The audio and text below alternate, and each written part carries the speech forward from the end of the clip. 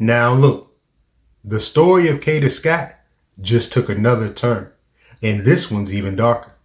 We already know that Kada's remains was found behind the abandoned middle school in Philadelphia.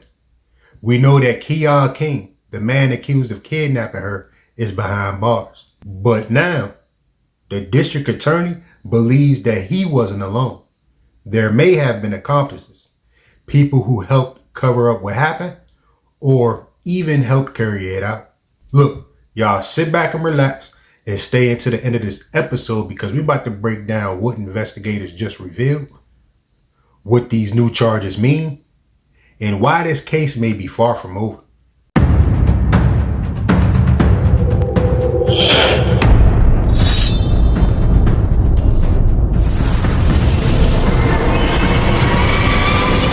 Welcome back to another episode of Eyes Low, Belly Full. As y'all know, this marks episode 178. Now, according to reports, Philadelphia District Attorney Larry Krasner confirmed that prosecutors believe that there was more than one person involved in Kada's unaliving. And Keon King is already facing charges of kidnapping, conspiracy, arson, and evidence tampering. But the DA says those conspiracy charges mean someone else helped. I mean, the evidence points to a cover-up. You feel me? And the police also say a stolen Hyundai Accent was used to move Kada's body before it was discovered in a shallow grave behind Ada H. Lewis Middle School, the same abandoned school where her remains was found.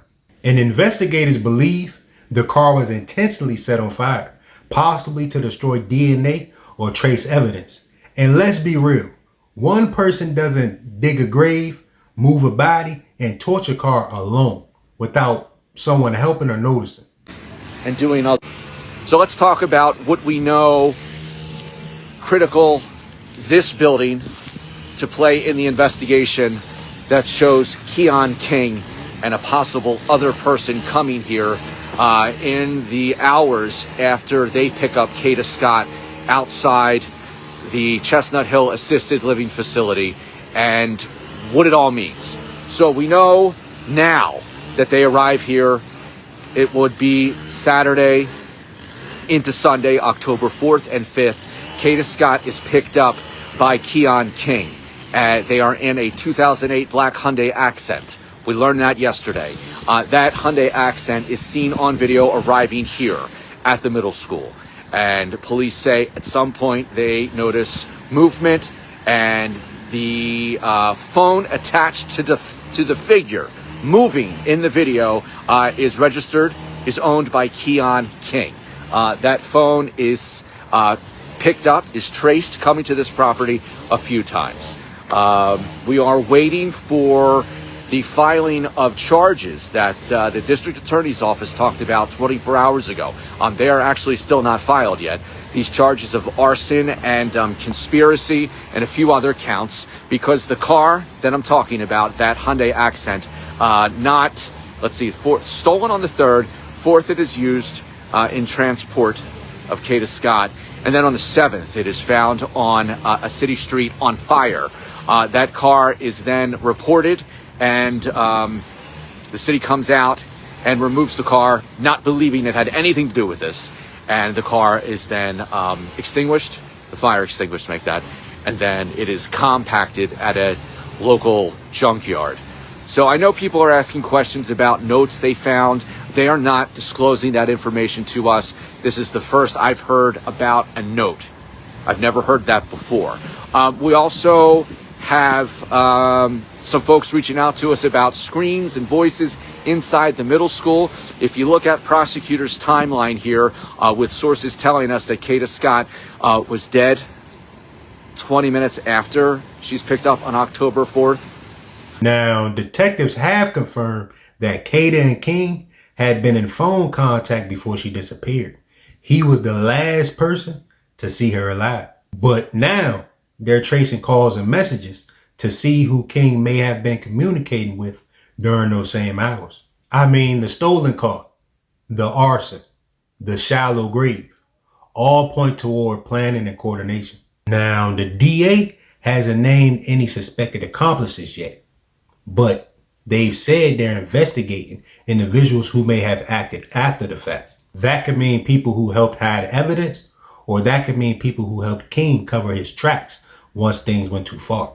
Either way, those people could be facing some serious charges of their own. And speaking of that, there's this girl named Gabby that came online basically saying that Keon was her friend, or she was friends with Keon, and they talked pretty often or from time to time or whatever. And he ended up calling her before the disappearance, ended up calling her and asking her about Kada Scott. And she ended up telling her that she knew Kada through Kada's sister or something like that. And they lived like right behind each other or something like that. Check this out. Hi, my name is Gabby, and I'm going to be discussing some of the misinformations that are going around in the internet regarding me and the Kada Scott situation.